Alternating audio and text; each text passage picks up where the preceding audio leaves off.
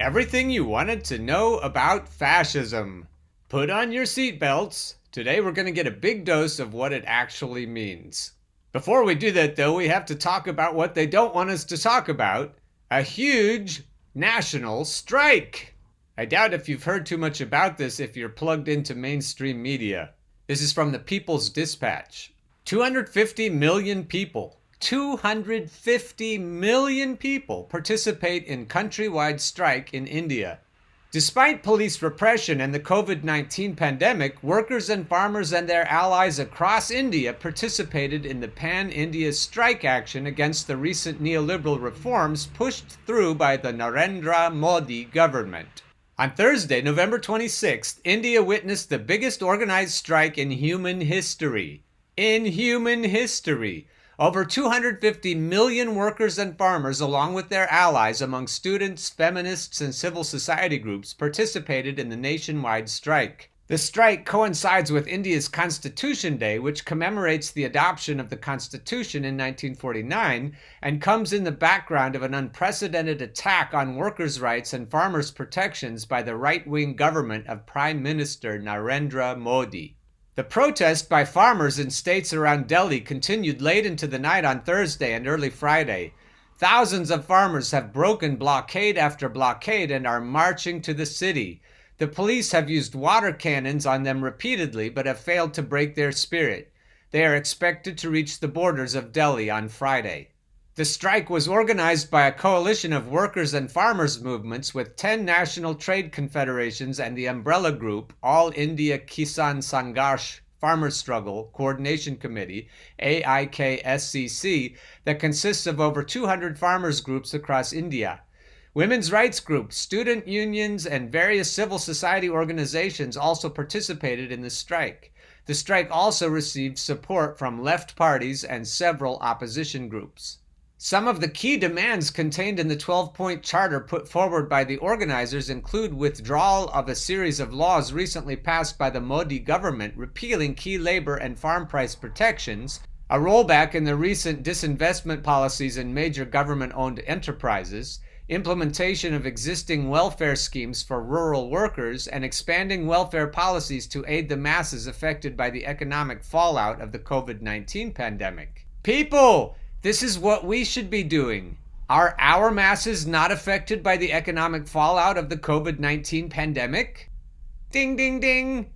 Thousands of farmers, along with members of trade union groups and other movements from across India, also led a rally to the national capital of Delhi. The rally was met with a fierce repression from the Delhi police, who made use of a blockade, baton charges, and water cannons to stop the march. Eventually, the blockade was breached. Yeah! In similar confrontation with the authorities, workers and farmers groups brought major metropolitan cities like Kolkata and Mumbai to a standstill, with sit-ins organized on key transport routes. The industrial and mining belt across east and central India also witnessed a virtual shutdown. Organizers have stated that the strike is a build-up to more upcoming struggles in the country. The workers and peasants will not rest until the disastrous and disruptive policies of the BJP government are reversed. The strike today is only a beginning. Much more intense struggles will follow, said Tapan Sen, General Secretary of Center of Indian Trade Unions, CITU, one of the trade union confederations participating in the strike. The strike comes at a time when the economic fallout of the COVID-19 pandemic has pushed India into a veritable recession, exacerbating existing inequalities and deprivation. India's gross domestic product, GDP, has declined by a record 23.9%, while unemployment has soared to an unprecedented 27%. Amidst such an all-around crisis, the right-wing government, led by the Bharatiya Janata Party, has implemented new amendments to labor codes and introduced farm bills that have reversed major historical progresses made in workers' rights and farm protections. Despite police attempts to suppress the strike, several massive rallies were held across the country. Members of the Health Employees Union, along with workers of Jawaharlal Nehru Port, a major port of India's commercial capital, Mumbai, participated in a strike. Trade unionists blockaded the National Highway 31, a major roadway that connects the city of Kolkata in the state of West Bengal. Blockade of key railway lines was also witnessed in major cities across India. Pictured here is a blockade in Kolkata. Refineries in Assam, the northeastern state rich in oil and natural gas reserves, were shut down by the strike. Police in the state of Haryana detained participants of the protest rally on their way to the national capital, Delhi. Delhi's two neighboring states of Haryana and Uttar Pradesh coordinated attempts with the Delhi police to prevent protesters from entering the capital. Here's a Delhi police blockade at the Haryana-Delhi border. And here are more photos of people who know how to get things done. You can see even with their masks on, they have very determined expressions on their faces. Meanwhile, the protesting farmers held counter-blockades in Uttar Pradesh on routes leading to Delhi. Workers protest in Noida, a satellite city of Delhi. Massive protests were also held in southern states. Pictured here is a protest rally held in the state of Telangana. Textile workers in the city of Coimbatore in Tamil Nadu. A joint platform of central trade unions, independent federation, and associations, one-day nationwide strike. That looks like where we all need to be. Nationwide strike. And not just one day. Protests were also held across Jammu and Kashmir, which has been under a virtual government-imposed lockdown for over a year, and repressive government policies have made mobilizing extremely difficult. And yet, they mobilize. It's no wonder that the Western mainstream media don't want you to hear about this. This should be news everywhere.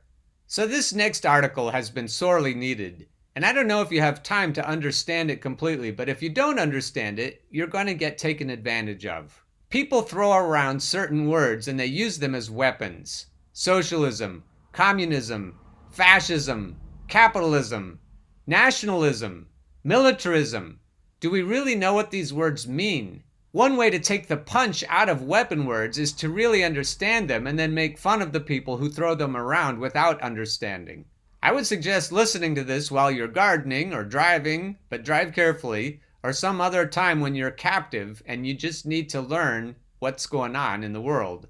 And in this lesson, we need to know what has been going on in the world over history, over time. Therefore, a lot of this article will be dealing with Mussolini. Capitalism, Nationalism, and Militarism, A History of American Fascism by Joe Brunoli. There is only one party in the U.S., the Corporatist Party. This is a fact that is readily apparent and has been well documented by many people, from pundits like Noam Chomsky, Gore Vidal, Ralph Nader, Chris Hedges, and even Ann Coulter, to comedians like George Carlin, Lee Camp, and Jimmy Dore.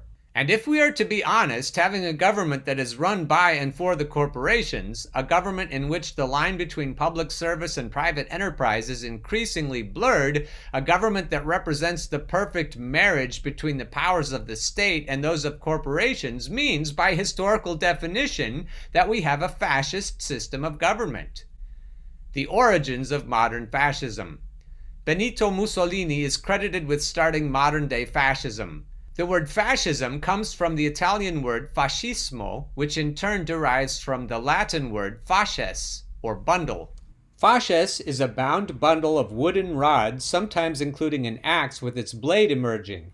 The fasces had its origin in the Etruscan civilization and was passed on to ancient Rome, where it symbolized a magistrate's power and jurisdiction. The fasces were symbols of the Roman Empire, the all-powerful state, and were carried by powerful men and magistrates as a symbol of imperium, or executive authority. Mussolini adopted the fasces as a symbol of his fascist state because it harkened back to the omnipotence of the state under the Roman Empire, an empire which he was seeking to rebuild in the 20th century. Mussolini believed that his new fascist empire would eclipse the old Roman Empire in terms of both scope and longevity. It is therefore a mistake to assume that had Mussolini died, Italian fascism would have died with him. Indeed, fascism is still alive and well in today's Italy. Likewise, we associate German fascism, Nazism, with Hitler. It almost seems that we think that there could be no Nazi Germany without this singularly evil person, and yet Hitler designed his Reich to last 1,000 years. Certainly he did not plan to be in charge all that time, and despite decades of denazification, as in Italy, fascism still exists there as well. We need to stop thinking of fascism in terms of people and more in terms of systems. The fascist states built by men such as Hitler, Mussolini, Franco, Pinochet, and Milosevic were not the cults of personality that we believe. Rather, they were highly integrated, culturally engineered societies that worked to perpetuate and strengthen the fascist system internally while expanding the system against perceived enemies externally. It is the banality of evil that makes fascism so insidious.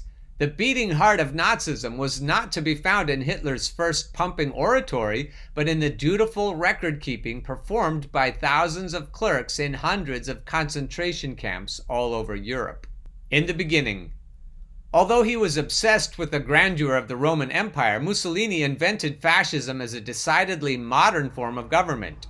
Indeed, the fact that he defined fascism as a marriage between state and corporate power meant that fascism was, in many ways, a 20th century phenomenon, since transnational and transgenerational corporations were at the time themselves fairly new. The US famously has a constitution that is one of the oldest in the world.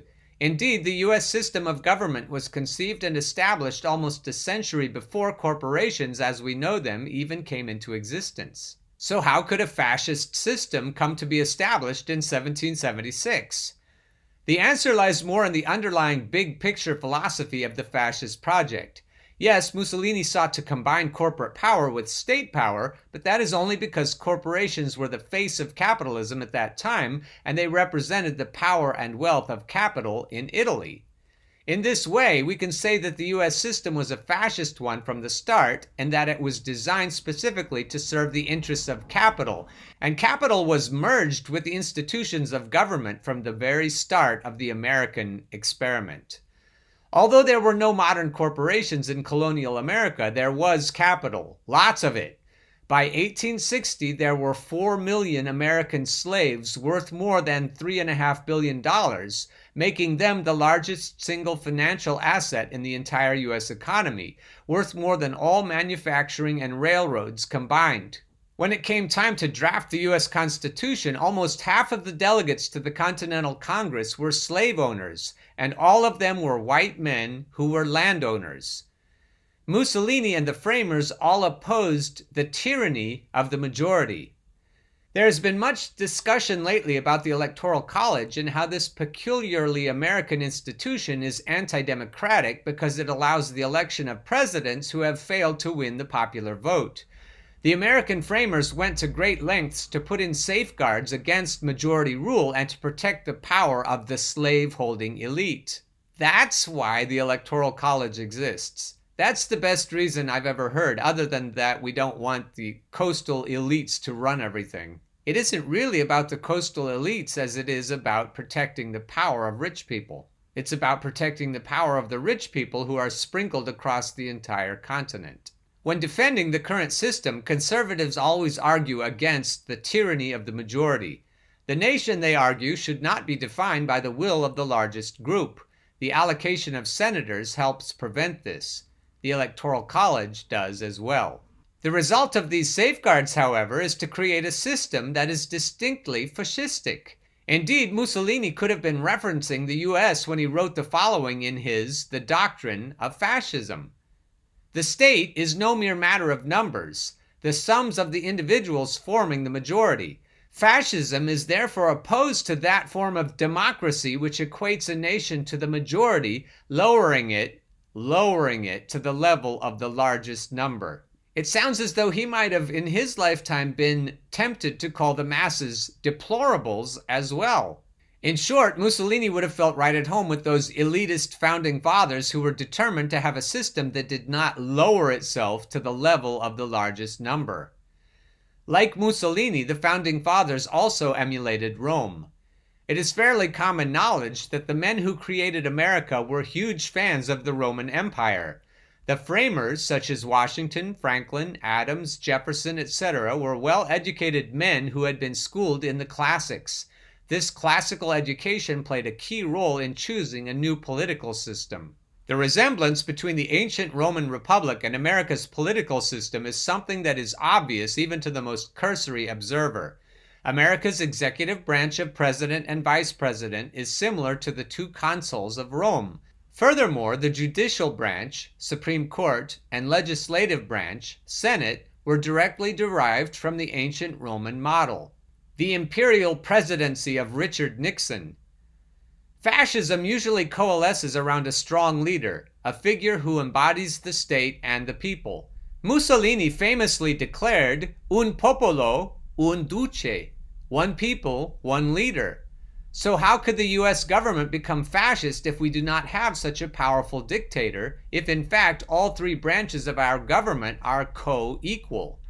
The short answer is that they are not, in fact, co-equal, and the executive branch has become, over time, ever more powerful. My brother married a woman from Venezuela. She was highly educated, very smart, and when it came time for her to take her US citizenship test, she got only one question wrong. That question was, in the US government, who has the power to declare war? She answered, the president, and was stunned to find out that it was in fact Congress. She could not believe it. She rattled off a list of the times that the US went to war based on the president's say-so. As a South American, she was more than familiar with all the US military adventures undertaken in the past 60 years, in which a president would appear on TV to announce that he had sent in US armed forces to invade or attack someone. How can this be, she asked. How can a president just violate the Constitution whenever he wants? Sadly, no one had a good answer to give her. Looking back, I think the answer once more lies in the US's emulation of the Roman Empire. In times of war, the Roman Senate would elect a dictator, a unitary executive to rule the country as an autocrat until the war was over or the emergency had passed. It seems that the US government is still following the Roman example. And although the US Constitution has no mention of a dictator, the fact that the country has been at war for most of its history has meant that the commander-in-chief role has become ever more important. And this importance has allowed the office of the president to accrue ever more power.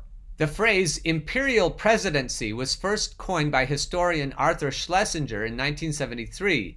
He wrote a book by that name examining how the Nixon administration represented the culmination of a power shift away from the legislative branch and towards the executive. In the late 20th century, presidents made sweeping claims of inherent power, neglected the collection of consent, withheld information ad libitum, and went to war against sovereign states. In so doing, they departed from the principles, if less the practice, of the early republic. The unitary executive theory of Bush and Cheney. Alas, since Nixon, it seems that the presidency has only become more imperial. In fact, the George W. Bush administration sought to actually codify the imperial presidency through constitutional means. Vice President Dick Cheney and his aide Richard Addington put forth a legal doctrine they called the unitary executive theory. According to the George W. Bush administration's interpretation of the unitary executive theory, the president's power is restricted only by the U.S. Constitution as interpreted by the Supreme Court. Congress can hold the president accountable only by censure, impeachment, or constitutional amendment. Legislation restricting the executive branch has no power. The Trump administration has also promulgated the theory of the unitary executive. Most recently, they asserted that the president had the power to unilaterally fire at will the head of the Consumer Financial Protection Bureau, who had been appointed by Barack Obama. The conservative Supreme Court sided with Trump in a 5-4 decision along party lines. On a side note, which isn't really a side note, this case makes clear why the Republicans are so keen to have conservatives appointed to the courts. If they subscribe to the unitary executive theory, then the Supreme Court is the only check on a president's power. Hold it right there, Joe. Let's talk about the Democrats too and why they're so keen to have conservatives appointed to the courts. They have been instrumental, Key Democrats have been instrumental in appointing conservatives to the U.S. Supreme Court and to the other federal courts as well. It's clear to me that Obama, as much as anyone, subscribes to the unitary executive theory, so let's not just blame the Republicans here. And going on with Joe, and if that court is a conservative court, they will uphold the autocratic, some might say totalitarian powers that the unitary executive theory assigns to the president. Exactly. In summary, when we look at the structure of the U.S. federal government, especially given the wealth, power, and beliefs of the men who designed it, we see a government that was inherently disposed to the totalitarianism of wealthy interests. The wealth and the interests of the capitalist class of slave owners exerted their power and influence over the nascent U.S. government long before the existence of the corporations that formed the power base of the modern fascist state as envisioned by Mussolini. But there are other factors stemming from the founding of the United States that contributed to the creation of a fascist state. White settler colonialism, the precursor to fascism? One of the undeniable hallmarks of fascism, or indeed any form of totalitarianism, is the need to keep the population terrified and mobilized militarily. This is done through the creation of an enemy and the demonization of forces that seek to destroy society. It is this constant threat to the country that allows fascist leaders to rally the populace to their cause. This fear of the other is also used to justify the most draconian laws and means of enforcement. The U.S., as a white settler colonial nation, has always had a built-in enemy, an other to demonize and to fear. In the beginning, it was the Native Americans from whom the American settlers were stealing the land they planned to use to create their own nation. The threat of Indian massacres was real as native peoples sought to defend their lands and expel the invaders, and so settlers in many colonies were actually required to have firearms in their house ready to be used to repel native attacks. These anti-native gun laws later evolved into forming the organized militias that are described in the infamous Second Amendment to the U.S. Constitution. Americans thus suffered in fear of their first Red Menace for the first 100 years of the Republic. The first Red Menace. Very clever. As the Native American peoples were either eliminated through genocide or sequestered on remote reservations, the demonized threat to American society became the black man. Rebellious or escaped black slaves replaced Native Americans as the marauding barbarians who were poised to massacre white American families. Again, firearms played a huge role in defending the white settler colonialists from a non-white enemy. That's why it's ironically wonderful when black militias begin to form. This fascistic persecution of various groups of others forms the very foundation of American society in ways most Americans fail to see or understand. For example, the famous Colt revolver was innovated as a weapon for the U.S. Army during the wars against native peoples. The gun later became the favorite of slave drivers in the South. In both cases, it allowed white men to kill non-white men in a disproportionate number. The hunting and recapture of escaped slaves gave rise to the slave patrols, which in turn became the highly armed, violent, and brutal modern-day police departments that we see in the U.S. today. Likewise, the carceral system of American prisons grew out of the jails and work farms used to house and punish rebellious or escaped slaves. After emancipation, fear of the newly freed black men continued to spur the growth in violence, firearm sales, imprisonment, and punishment of the black population. White America still lived in fear. So in terms of the totalitarian themes of militarism, racism, and demonization of enemies, the U.S. was already a fascist state even before the term existed. There are general attributes by which one is supposed to be able to identify a fascist regime. Mussolini's Italy and Hitler's Germany had these. Does America? Hyper-nationalism. Americans are often oblivious to the hyper-nationalism that surrounds them. The over-the-top rhetoric that is so commonplace in U.S. political discourse would seem out of place, if not downright comical, in other modern democracies. Yet in America, it is almost mandatory to sing the unique praises of the USA in every speech and in every policy utterance. American exceptionalism is a concept that was first developed in European countries as a slight, a piece of criticism aimed at the arrogance and hubris of their U.S. cousins. and yet this concept is worn as a badge of honor by Americans themselves. What does that tell you? Ronald Reagan, who is most responsible for the rise of modern American fascism, explained the unique brand of American hypernationalism in an address in 1982 to the Organization of American States, OAS. In his address, he gave an undeniably religious tinge to the doctrine of American exceptionalism. I have always believed that this anointed land was set apart in an uncommon way, that a divine plan placed this great continent here between the oceans to be found by people from every corner of the earth who had a special love of faith and freedom. Although Reagan and his GOP were the fiercest promoters of American exceptionalism, the uniqueness of the U.S. is invoked reflexively by politicians of both parties, and it is weaponized against them as well. Barack Obama, for example, was attacked by the right because he allegedly refused to say that America was exceptional.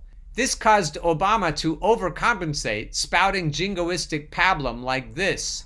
What makes us special? A lot of times we talk about American exceptionalism and how much we love this country, and there are so many wonderful things about our country, but what makes us the envy of the world has not just been our ability to generate incredible wealth for a few people, it's the fact that we've given everybody a chance to pursue their own true measure of happiness. OMFing. Likewise, Donald Trump has been constantly attacked by the left for abandoning and endangering American exceptionalism. Under Trump, they say, the U.S. will descend to the level of other countries. Oh, the horror. That doesn't sound elitist, does it? Trump was asked by Fox News' Bill O'Reilly whether he respects Russian President Putin, whom O'Reilly described as a killer. You got a lot of killers, Trump responded. What, you think our country's so innocent? And with that, the collective heads of the DC elite exploded. Trump had gone against the mantra of U.S. fascist mythology, which says that the U.S. is unique in the world in its unselfish defense of freedom, and that anyone we kill essentially deserves it. Indeed, Dan Dresner, a prominent international relations expert, decried Trump's crime of honesty in an article in the Washington Post entitled, "America the Unexceptional." The United States under Trump now looks like other post-2008 democracies in Europe, Latin America, and the rest of the world. A Trump administration will not be leading the charge on democracy, free trade, or human rights promotion. Trump's America looks just like a normal nation state.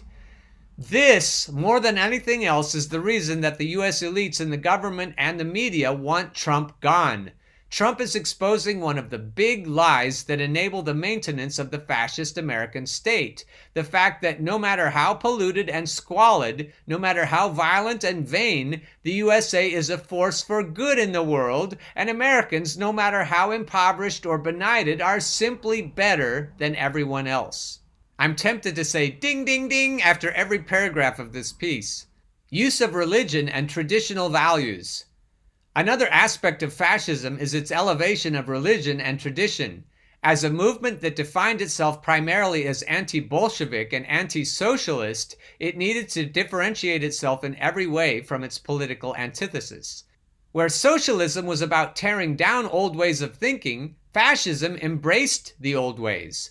Where socialism was neutral on religion or even anti-religion, fascism sought to be pro-religion. The Roman Catholic Church also perceived socialism as its nemesis. In most countries, the Mother Church played a role in shaping and governing the society. It was thus vehemently opposed to any system in which religion did not participate in ruling. That is so ironic because socialism is what Jesus preached in so many ways. And the early church was completely communist in every way. But the Mother Church is not having any of that because it doesn't allow it to rule. Mussolini signed a pact called the Lateran Treaty with Pope Pius XI in 1929. This was a working agreement that set forth how the Vatican would cooperate and support fascist Italy.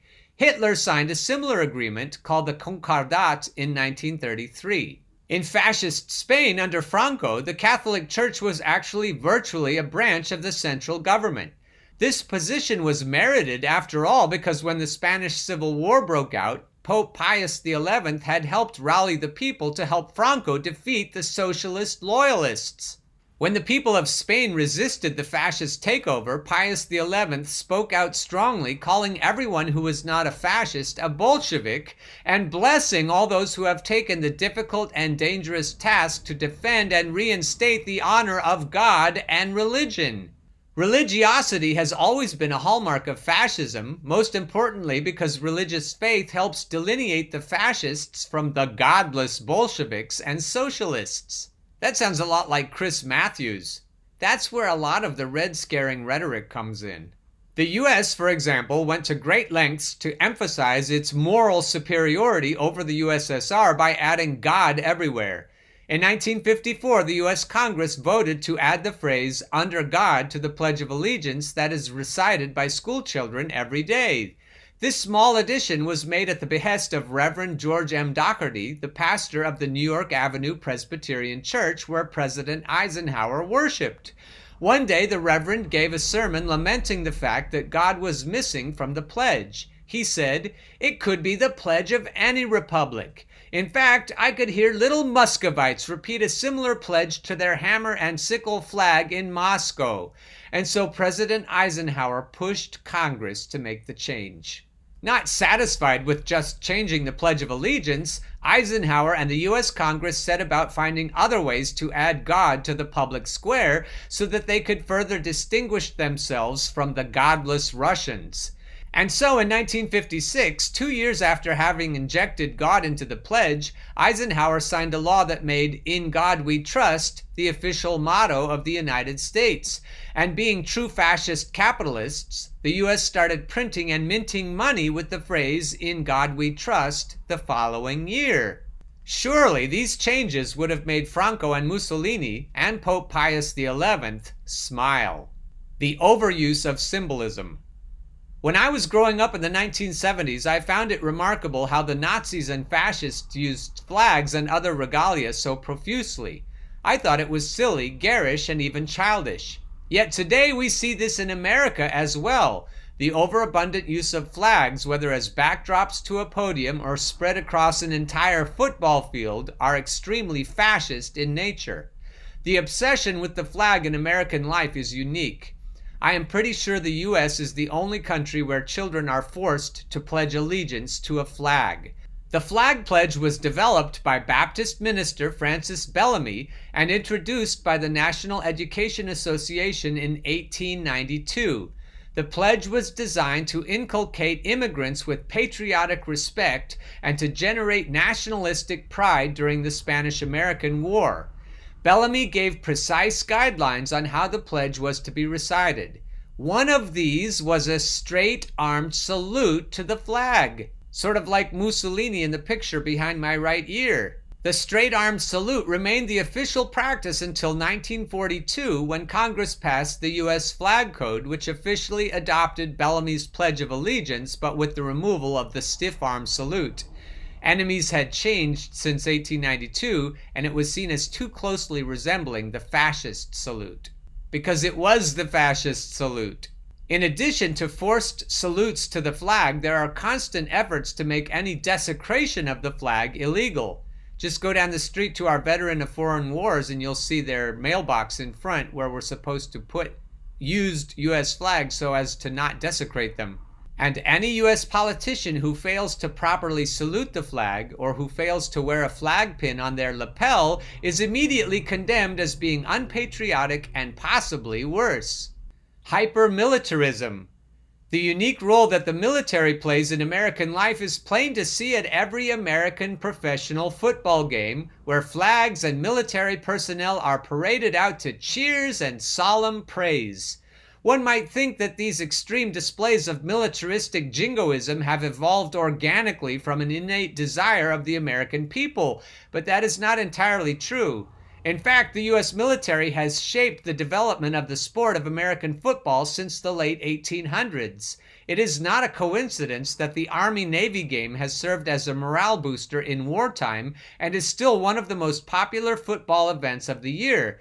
And recently it was revealed that the Pentagon actually paid 14 NFL teams a total of $5.4 billion to host Salute the Troops and other recruiting events at their games. Did you know that? There is no question that American football has taken on the importance of the bread and circuses policy of the Roman Empire during the time of its dictatorial regime. Demonization of the enemy.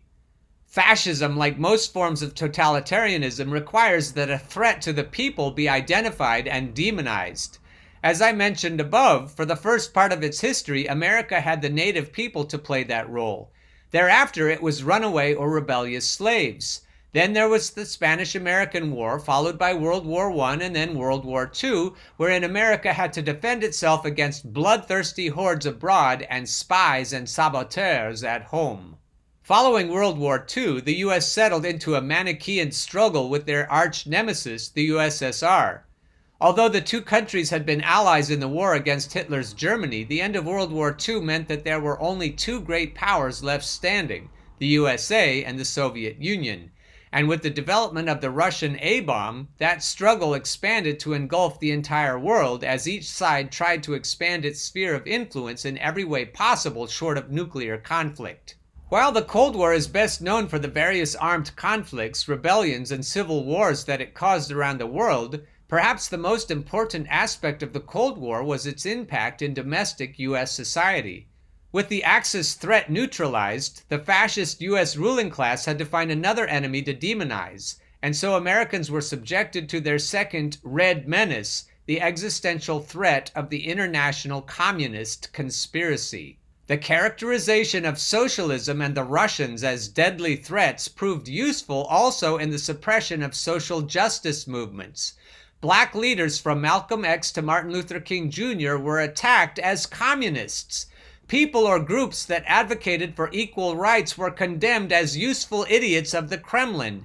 In the South, people believed that black people's desire for equality and rights was the result of communist agitators. And we still hear that bullshit. Fear of communist infiltration was used as a bludgeon to eradicate and suppress all manner of progressive organizations in the U.S. There had always been an active labor movement in the U.S., and prior to World War II, the U.S. had a very vital American Communist Party as well as the American Socialist Party. These leftist parties had been very active during the years of the Great Depression and played a role in the pro-worker policies of FDR's New Deal. Those New Deal policies, however, were only implemented in order to stave off a possible worker revolt such as happened in Russia. The socialist policies and programs enacted by Roosevelt did not represent an evolution or a movement by the U.S. towards socialism. Quite the contrary, the New Deal concessions to the working class were meant to act as a political firebreak to prevent any actual gains in power by the working class. That's a triple ding ding ding. The end of World War II signaled the unfettered return of capitalism to America. The industrial might of the U.S. continued to grow apace as the U.S. took advantage of its singular position of being the only industrialized country to still have its manufacturing base intact and its economic engines unscathed by the World War. Indeed, the U.S. accounted for almost 40% of the global GDP in the post-war period. The U.S. was at full employment, and life for the average worker seemed to be getting better. So, with the capitalist class firmly in charge and the threat of a workers' revolution removed, it was time to continue the war against socialism, America's greatest enemy.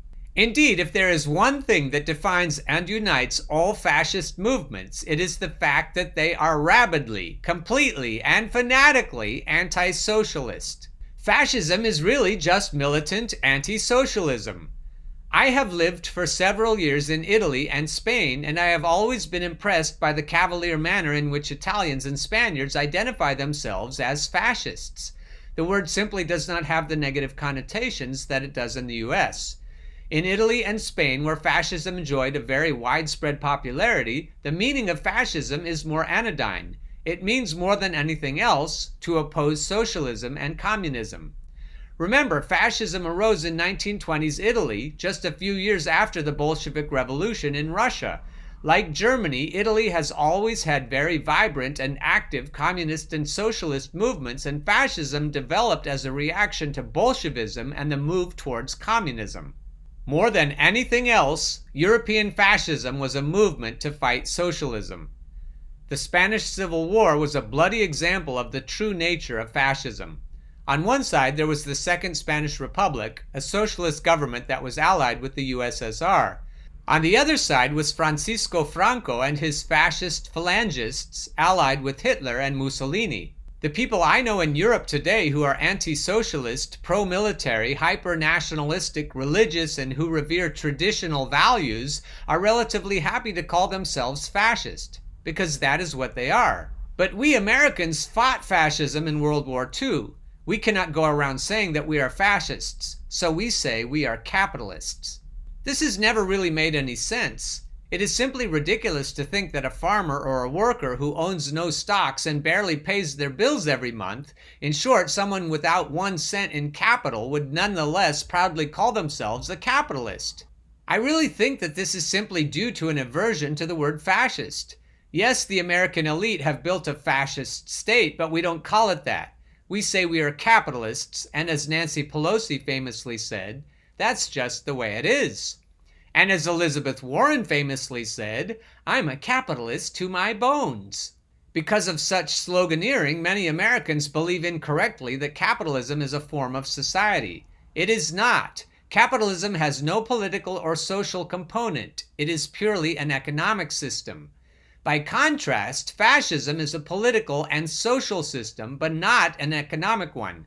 So you can see how fascism and capitalism complement each other. Fascism is a political and social order in search of an economic system. Capitalism is an economic system in search of a political and social order in which to operate. Socialism is different from fascism and capitalism because it embodies all three components of a human society. It is at once a political, a social, and an economic system. And that is why fascists perceive socialism to be their mortal enemy. Socialism poses a triple threat to fascism, embodying as it does a cohesive and unified alternative to the fascist capitalist construct. So what do you call a self-proclaimed capitalist who has no capital? What do you call someone who works for a living, has no investments, but is nonetheless rabidly anti-socialist, pro-military, hyper-nationalistic, and terrified of enemies both at home and abroad? The answer, at least for Europeans, is that you call that person a fascist. And yet, there was also a time in the USA when the word fascist was not viewed as negative. A time when Benito Mussolini was, in fact, the darling of the American ruling elite. America's love affair with Italian fascism. As Mussolini came to power, he was greeted with admiration and support by the U.S. capitalist ruling class, even by FDR himself. As Noam Chomsky pointed out in this interview, Roosevelt himself had a mixed attitude. For example, he was pretty supportive of Mussolini's fascism, in fact, described Mussolini as that admirable Italian gentleman. He later concluded that Mussolini had been misled by his association with Hitler and had been led kind of down the wrong path. But the American business community, the power systems in the United States, were highly supportive of Mussolini. Indeed, the U.S. is full of fascist symbology, especially in Washington, D.C. Much of the planning and some of the construction for the Federal Triangle Project occurred during the Hoover administration, 1929 to 1933, which was when Mussolini was at the height of his popularity, both in Italy and among U.S. elites. Andrew Mellon, who served as Treasury Secretary until 1932, personally oversaw much of the planning and design for the capital area. He was an early and durable Mussolini fan, and fasces, those symbols of Mussolini's power, are to be found everywhere in Mellon's construction projects. It is difficult to say whether these fascist symbols were inspired by Mussolini's Italy or directly by the Roman Empire, but the prominent and abundant use of the fasces as a symbol of American power is undeniable. In the late 20s and 30s, renowned U.S. publisher Henry Luce was accused of harboring fascist tendencies. His accusers pointed primarily to the editorial practices of Fortune and its older sibling, Time. In particular, Time was well known in its support of Mussolini. As the historian Robert Hertzstein notes, When important issues were at stake, one knew where Times editors stood. The magazine approved of Italian fascist leader Benito Mussolini, Il Duce. Luce devoted the entire July 1934 issue of Fortune magazine to fascist Italy, praising Mussolini and his government as modern and forward-thinking and, above all, moral. It's probably because they were so religious. A 2014 article in the City Journal covered the use of fascist symbolism in Washington. When fascists started popping up on major federal buildings in Washington, D.C. in the 1920s and 30s, no politically aware citizen could have been ignorant of the connotation. American architects knew of Mussolini's grandiose building projects, and some publicly lauded them. Cass Gilbert, who designed the Supreme Court building, met Mussolini on a 1927 visit to Italy to procure marble for the project. No doubt Gilbert saw the countless fasces in Italian architecture. He was also favorably impressed by Il Duce himself. Whether the American elite took the fasces as a symbol from Mussolini, or whether they, like Mussolini himself, took them directly from Roman imperial iconography is a distinction without a difference. America's pro-fascist post-war policies. Fascism is simply a form of extreme militant capitalism, and that is what American exceptionalism is all about. The one thing that unites all fascist regimes, from Mussolini to Pinochet, is a deep hatred of socialism. The fascism of the 1930s was based on anti-Bolshevism, and the fascism of the Cold War was propped up and supported by the USA as a bulwark against the USSR. Indeed, during the period 1973 to 1992 alone, the U.S. actively supported and protected brutal fascist regimes all throughout Latin America and the Middle East. As Alex Henderson writes in a 2015 Alternet article titled "7 Fascist Regimes Enthusiastically Supported by America," the fascist regimes of Mussolini in Italy and Franco in Spain became the blueprint for a long list of fascist dictators in Latin America, from Juan Maria Borroberi in Uruguay to Tiburcio Andino in Honduras to Fulgencio Batista, another U.S. ally, in Cuba. And the Mussolini-Franco model of governing was also a major influence on the Somoza dynasty, which ruled Nicaragua with an iron fist for decades and did so with the blessing of the U.S. government. Torture was the norm under the Somozas. Fascism is as fascism does. The U.S. is a capitalist oligarchy that views socialism as an existential threat. It has always been that way. The U.S. has always been willing to work with fascists, such as in Operation Paperclip, and the thousands of high-level Nazis that found asylum and important government jobs in the U.S. after World War II.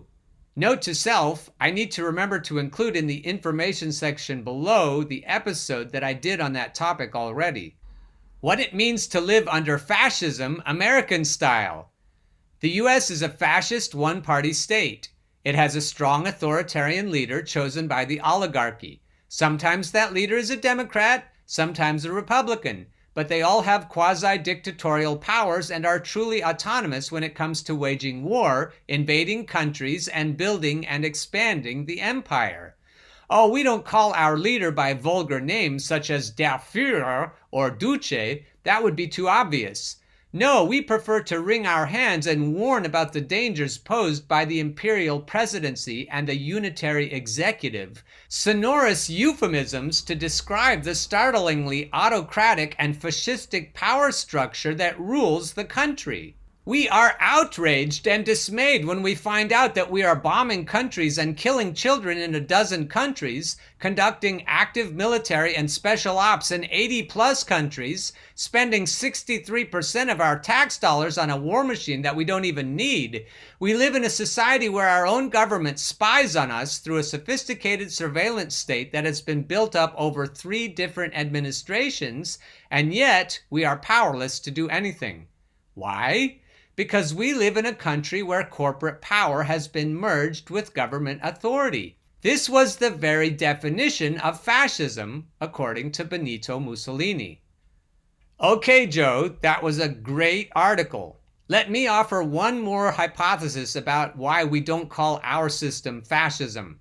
What I think is that the people of this country would have no trouble rising up and overthrowing a government that was fascistic. Once we start to call it what it is, I think it'll be easier to stir up the masses to overthrow the thing. Then the only problem is what rises up after it. And what we need, dear viewers and listeners, what we need to rise from the ashes is something democratic. What we have now is nothing like democratic, and it was built that way on purpose.